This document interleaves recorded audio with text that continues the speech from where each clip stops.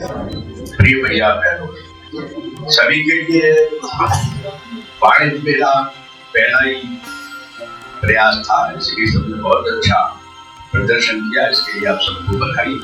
प्रदीप जी के ये स्वयं वाणिज्य के व्यक्ति रहे हैं, इनकी एक कल्पना थी, उन्होंने कल्पना को आप सबके सहयोग से साकार किया, इसलिए इनको भी बधाई। बाकी तो आप सब जानते हैं कि पैसे का बड़ा महत्व होता है कि नहीं होता है? होता है।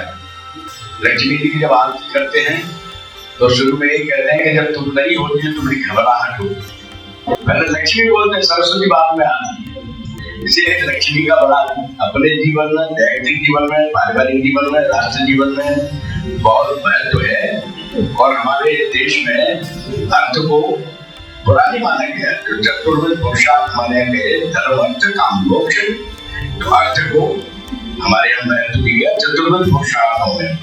लेकिन अर्थ कैसे कमाना चाहिए, अर्थ को व्यय कैसे करना चाहिए और अर्थ को मानव कल्याण में कैसे लगाना चाहिए, इसकी विशेष व्यवस्थाएं हमारे यहाँ ये साहित्य में, हमारे दर्शन में के अर्थ का अनर्थ नहीं होना चाहिए। एक बार एक टीम बैठी हुई थी तो लेखा पर चर्चा हो रही थी। यहाँ सीए काफी और वाणिज्य से जुड़े हुए सभी लोग हैं।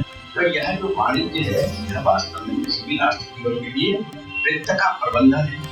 हम कालांतर में भी वित्त के क्षेत्र में प्रमाण एक पर ही रहे। वाणिज्य के क्षेत्र में दुनिया से व्यापार करते थे, व्यवसाय करते थे, मसाले का करते थे, वस्त्रों का करते थे। हम बीच के कालखंड में हमारी स्थिति थी और इसके कारण दुनिया हमको सोने की चिड़िया है।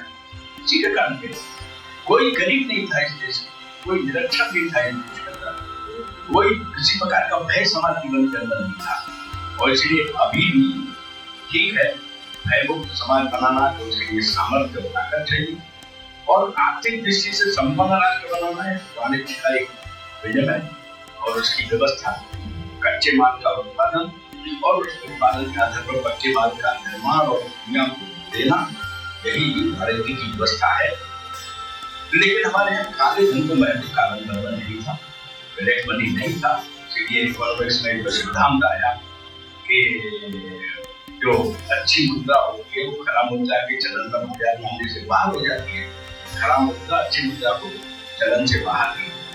मनुष्यों का विषय नहीं है, जब अधिक समाज के अंदर खराब मनुष्यों का बढ़ जाता है, प्रतिशत होता है, तो अच्छे लोगों की स्थिति बढ़े। इसीलिए विद्वान ने कहा है कि जो अच्छे लोगों को सक्रिय होना चाहिए समाज के अंदर, तभी समाज अच्छा बनता है, सुरक्षित बनता है, धर्म प्रवीण बनता है, दुनिया के अंदर सामर्थ्य ताकतवर बनता है। इसलिए उन्होंने कहा है कि कम से कम और निष्क्रिय सन्यासी से सक्रिय चोर। अब आज चर्चा इस बात की होती है क्योंकि सक्रिय चोर ज्यादा सक्रिय हो गए हैं, निष्क्रिय जितने सन्यासी हैं वो चुप बैठे हैं, हो रहा है वो हमें क्या लेना है। तो ऐसे समाज नहीं चलता। समाज सक्रिय और सज्जन लोग सामर्थ्य के बढ़ती है, खुशी से बढ़ता है। सब भैया बहनों को बहुत बहुत बधाई।